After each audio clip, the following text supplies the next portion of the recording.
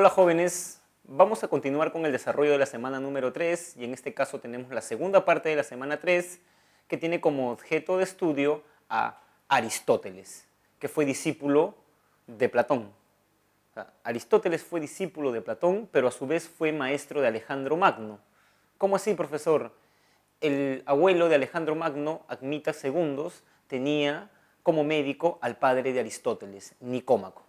Admita II es padre de Filipo II y Filipo II es padre de Alejandro Magno. Se dice que Filipo y Aristóteles eran muy amigos, de modo tal que cuando Aristóteles deviene el filósofo más grande de toda Grecia, Filipo lo contrata como tutor, preceptor de Alejandro Magno. Y Aristóteles, desde luego que como tutor a esa edad, incluso 14, 15, 16 años, influencia bastante en este conquistador griego. También ustedes deben conocer de la vida de Aristóteles que Aristóteles funda una academia que se llama el Liceo. Y acá sí hay bastantes rumores de por qué Platón no deja como sucesor a Aristóteles. Platón era consciente que Aristóteles era su más grande discípulo. El detalle es que Aristóteles era un extranjero en Atenas, era un meteco. Y como meteco no podía ocupar el cargo de sucesor de Platón en la academia. ¿Qué es lo que hace Aristóteles? Funda su propia academia con ayuda de Alejandro Magno.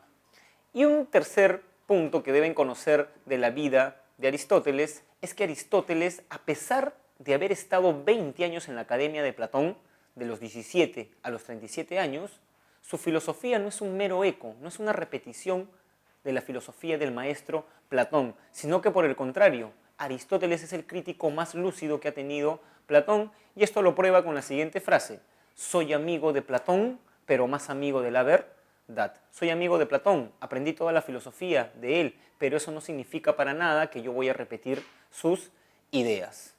Una última cuestión que deberían saber de la vida de Aristóteles o de Aristóteles es que es considerado el filósofo más grande de toda la historia de la filosofía, una de las grandes mentes de la filosofía. Para quienes hayan leído la Divina Comedia, recordarán que en el primer círculo están las personas virtuosas, antes de la llegada de Cristo. Claro, Dante no puede poner a estas personas en el paraíso porque han nacido antes de la verdad, antes de Jesús. Pero tampoco los puede poner en el infierno porque no eran personas malas. ¿Qué hace Dante? Les crea una suerte de limbo, que es el primer círculo del infierno. En este círculo están todos los filósofos griegos que hemos estudiado hasta ahora. Tales, Anaxímenes, Heráclito, Parménides, Sócrates, Protágoras, Platón, pero Dante le da el título de maestro de los que piensan a Aristóteles, que era como una suerte de rey entre los filósofos. He hecho esta suerte de digresión para probar que Aristóteles es considerado el más grande filósofo de la historia de la filosofía. Y precisamente tenemos como primer punto la teoría de la sustancia, donde Aristóteles va a criticar la teoría de las ideas de Platón. Ahora, para Aristóteles, la sustancia es un compuesto de materia y forma.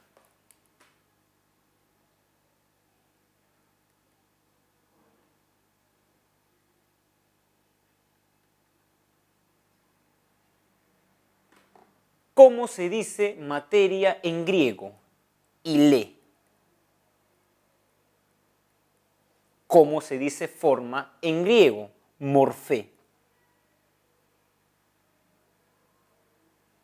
Y precisamente por esta razón la teoría de Aristóteles se conoce como la teoría del ilemorfismo. Es decir, para Aristóteles la sustancia era un compuesto de materia más forma. Y esto lo vamos a ilustrar con un ejemplo. Tenemos un caballo. Este caballo para Aristóteles tiene materia y forma. ¿Cuál sería su materia? Su cuerpo. ¿Cuál sería su forma? La idea de caballo. Ahora, para Aristóteles, las ideas son las esencias de las cosas.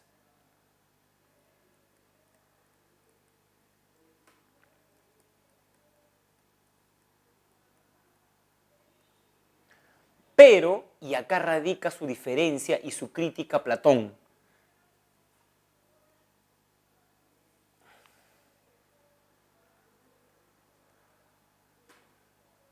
pero son inmanentes. Para Aristóteles, las ideas son las esencias de las cosas. Si le preguntamos a Aristóteles, ¿cuál es la esencia de un caballo? Aristóteles nos diría que es la idea de caballo, al igual que Platón.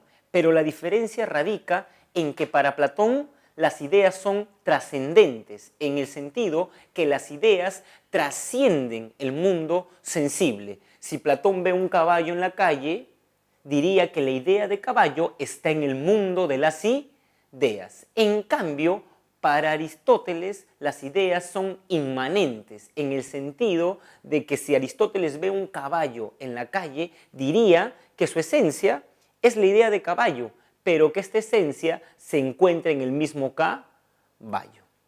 Por ende, en conclusión, lo que les quiero decir es que Aristóteles en el fondo es un seguidor de Platón. ¿Por qué? Si los dos vieran un caballo y les preguntamos a ambos, ¿cuál es la esencia del caballo? Y ellos dirían, la esencia del caballo es la idea de caballo. ¿En qué radica simplemente la distinción? En que para Platón la esencia del caballo es trascendente, está en el mundo de las ideas. En cambio, para Aristóteles la idea del caballo es inmanente, está en el mismo caballo. Y precisamente esto que les he dicho lo prueba muy bien un cuadro renacentista sobre la filosofía, que es el famoso cuadro La Academia de Rafael, que está en la pizarra. En este cuadro, como pueden divisar ustedes en la pantalla, en el centro están discutiendo Platón y Aristóteles. Y Platón está señalando arriba, al mundo de las ideas, dando a entender que las ideas se encuentran en el mundo de las ideas. En cambio, Aristóteles está señalando este mundo, dando a entender que las ideas, a pesar de ser esencia de las cosas, se encuentran en este mundo. Es decir, para Platón las ideas son trascendentes, están fuera de este mundo, y para Aristóteles las ideas están en este mundo. En ello consiste, jóvenes, la famosa teoría del ilemorfismo. Materia y forma conforman un compuesto indesligable, no se pueden separar. Por ende, tampoco para Aristóteles el alma es inmortal. El segundo punto que vamos a ver de la filosofía de Aristóteles es el problema del movimiento.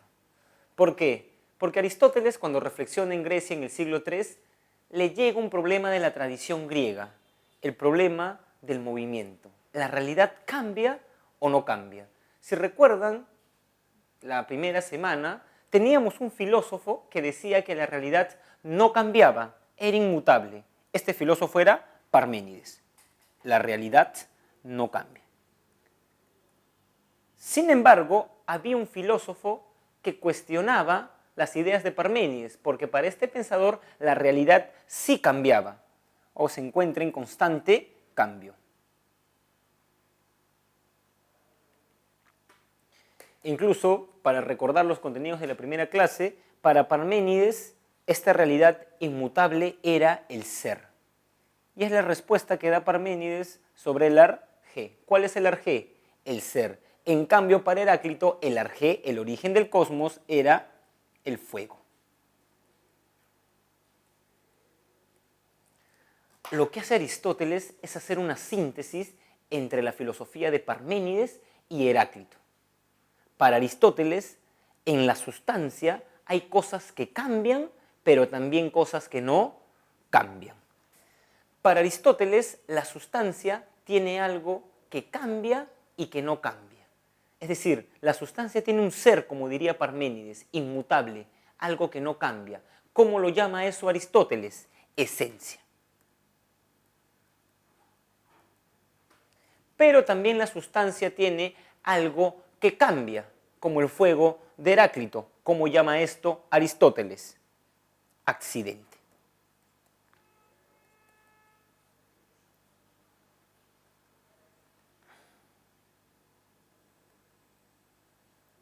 Y la sustancia es un compuesto de esencia y accidente. Por ejemplo, el otro día estaba en un centro comercial, se me acerca un chico, me da la mano y me dice, hola Eliazar, ¿te acuerdas de mí?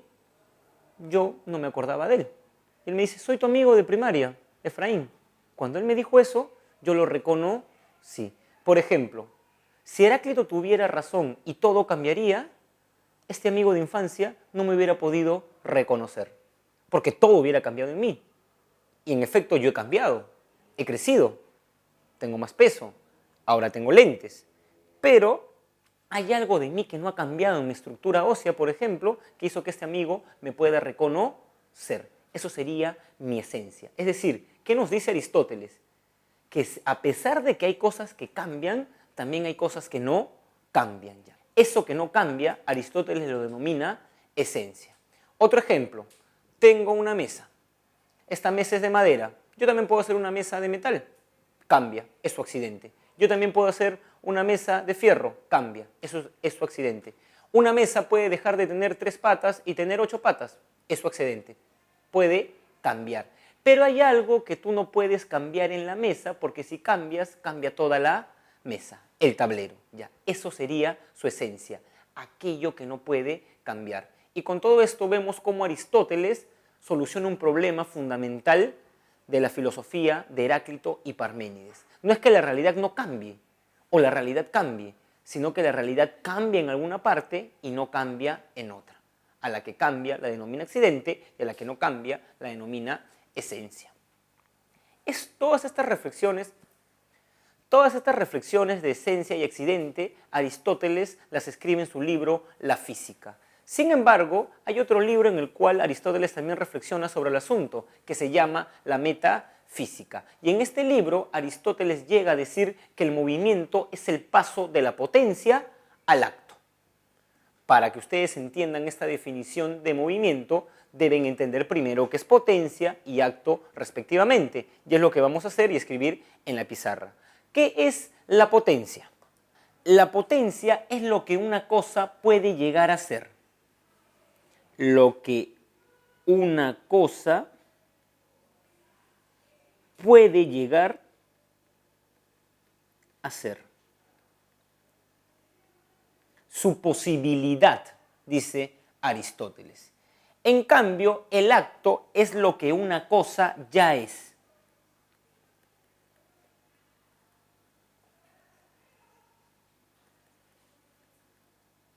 Es decir, su actualidad. Con un ejemplo va a quedar mucho más claro esto. Por ejemplo, una semilla tiene la potencia de ser un árbol. Yo veo una semilla pequeña y veo en ella la potencia de ser un árbol. Cuando aún no es un árbol, es potencia. Pero cuando la semilla ya es un árbol, eso es acto. Y precisamente cuando yo paso por un jardín donde antes no había habido un árbol y de pronto veo un árbol, digo, este jardín ha cambiado. ¿Y por qué ha cambiado? Diría Aristóteles, porque la semilla ha pasado de su potencia a un acto. Otro ejemplo, tengo un huevo. El huevo tiene la potencia de ser un gallo. Potencia, aún no es un gallo, pero tiene la posibilidad de serlo si se cumplen determinadas condiciones. Cuando ese huevo cambia y llega a ser un gallo, claro, primero un pollito, yo digo que ha cambiado. Entonces, el cambio para Aristóteles se explica como el paso de la potencia al acto. Ahora vamos a explicar un tercer punto de la filosofía de Aristóteles que yo he denominado 4 causas. Para Aristóteles, uno posee conocimientos cuando conoce las causas. Y en este sentido, toda sustancia tiene 4 causas. ¿Cuáles son, profesor? Las siguientes. Primero, una causa material.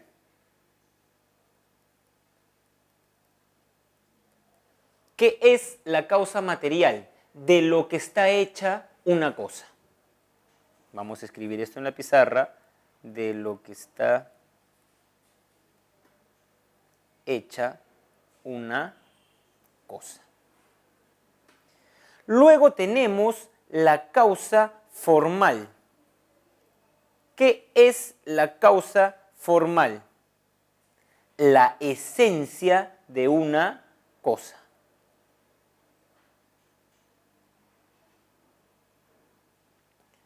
Luego tenemos la causa eficiente.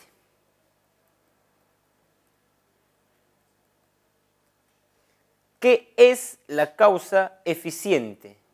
Quien realiza la cosa.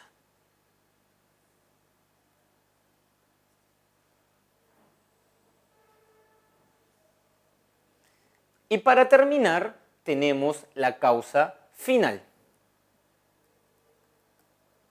¿Qué es la causa final? Es la finalidad de una cosa. Vamos a poner un ejemplo para que quede detallado todo esto. Tenemos una silla de madera. ¿Cuál será la causa material de la silla de madera? ¿De qué está hecha la silla de madera? Madera. ¿Cuál es la causa formal de la silla de madera? La idea de silla que tuvo el carpintero.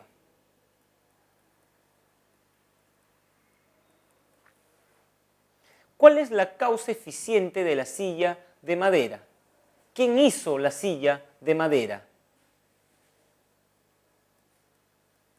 El carpintero.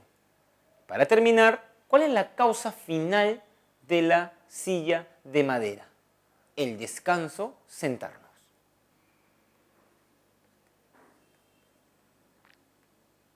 Otro ejemplo, si vemos un edificio, ¿cuál será la causa material del edificio? El concreto, el cemento. ¿Cuál será la causa formal? La idea que tuvo el arquitecto antes de realizar el edificio. ¿Cuál será la causa o quiénes serán la causa eficiente? Los obreros, el arquitecto, el ingeniero civil, quien hace la cosa. ¿Y cuál será la causa final? Depende si es una universidad, estudiar. Si es un centro comercial, comercializar bienes y servicios. Para Aristóteles, todas las cosas tienen 4 causas. Y así llegamos al cuarto punto de la filosofía de Aristóteles que ustedes deben conocer, que es lo que he denominado primer motor inmóvil. Aristóteles dice lo siguiente: si todo lo que existe tiene una causa, ¿cuál es la causa de todo lo existente? Es una pregunta bastante radical. Aristóteles, lo que nosotros denominamos mundo, lo llamaba cosmos. Y Aristóteles se pregunta en la metafísica, ¿qué es lo más patente en el cosmos? Y se responde, el movimiento.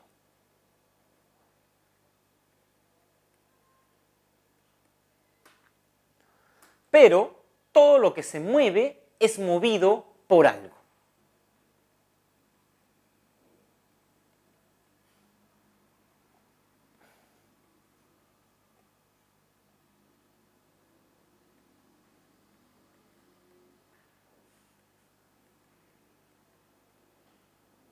Pero todo lo que se mueve es movido por algo. A esto Aristóteles lo denomina motor. Y para que se entienda este supuesto, vamos a poner un ejemplo.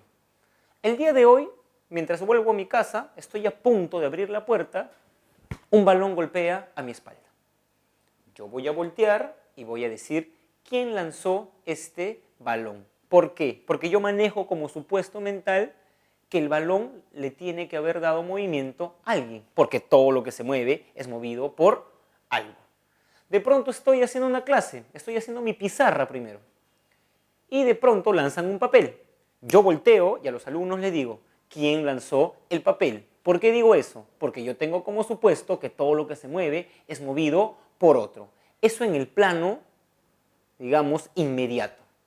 Si en el mundo, en el cosmos, vemos movimiento, desde luego nos vamos a preguntar quién le da movimiento, porque todo lo que se mueve es movido por otro. En este sentido, Aristóteles dice que si vemos movimiento en el mundo, debemos encontrar un motor que le dé movimiento. Vamos a llamarlo motor 1.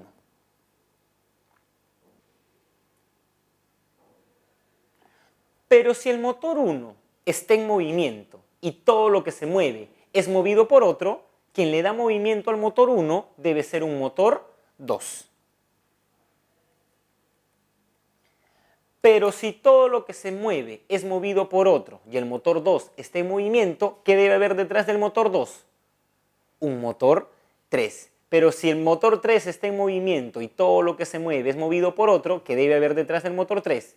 Un motor 4, motor 5, motor 6, motor 7. Profesor, ¿Aristóteles se va a dirigir hasta el infinito? No, porque Aristóteles considera que en algún momento tú te vas a topar con la existencia de un primer motor inmóvil.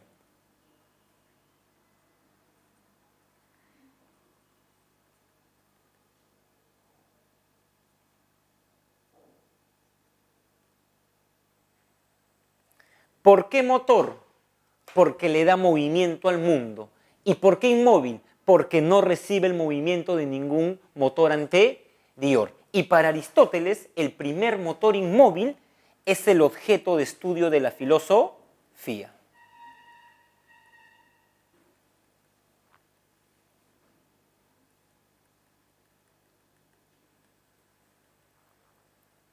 Recuerden su primera sesión. ¿Cómo definía Aristóteles la filosofía? A ver, piensen un par de segundos. Saber teórico que indaga sobre las primeras causas y principios. Cuando Aristóteles dice eso, en otras palabras nos está diciendo que el objeto de estudio de la filosofía es el primer motor inmóvil.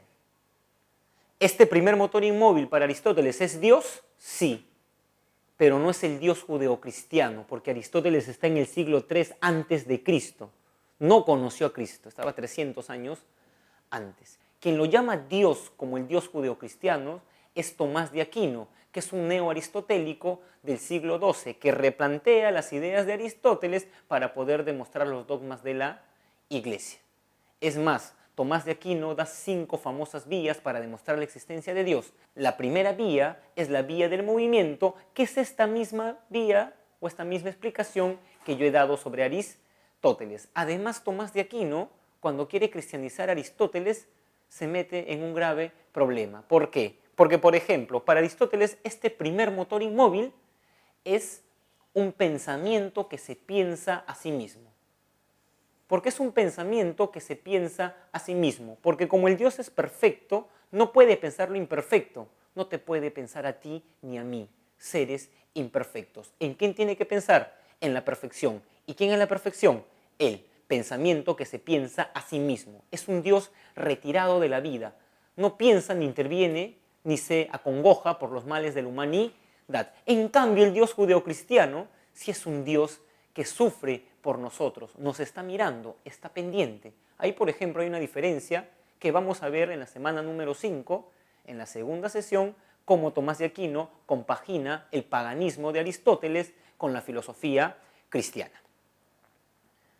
Finalmente, quiero comentarles, cuando hablábamos de las 4 causas de Aristóteles, las cuales eran causa material, causa formal, causa eficiente y causa final, esta causa final para Aristóteles es fundamental, porque para Aristóteles todas las cosas siguen un fin, todas las cosas del universo. Y desde luego dentro del universo está ¿quién? El hombre. ¿Cuál es el fin del hombre natural para Aristóteles? La felicidad. Y a esto se le conoce como la ética eudemonista, porque eudemonista viene del griego eudemonión, que significa felicidad. Recuerden, para Aristóteles el fin de la vida es la felicidad. Algo también que deben saber de Aristóteles es que Aristóteles defendía la esclavitud, porque para Aristóteles habían hombres que eran racionales, tenían razón, pero también habían hombres que no tenían razón. Y como no tenían razón, los esclavos, ¿quién debía gobernar? Los seres racionales. Y por eso Aristóteles defendía la esclavitud. Incluso para Aristóteles, las mujeres no tenían razón. Y por eso las mujeres no iban al ágora a decidir sobre los asuntos públicos. Es más, Aristóteles en la política define a la mujer de la siguiente manera: varón incompleto. ¿Qué le faltaría a la mujer para ser un varón completo si según Aristóteles la mujer es un varón incompleto? No es nada biológico, es la razón. Porque para Aristóteles las mujeres no tienen razón y en ese sentido son varones incompletos. Incluso en otro libro Aristóteles llega a dar la siguiente definición de mujer: varón de cabellos largos e ideas cortas. O sea, Aristóteles era además de esclavista, machista, pero ojo, eso era propio en la cultura griega, que Aristóteles simplemente lo explicita y lo prueba con estas dos frases que les he dado.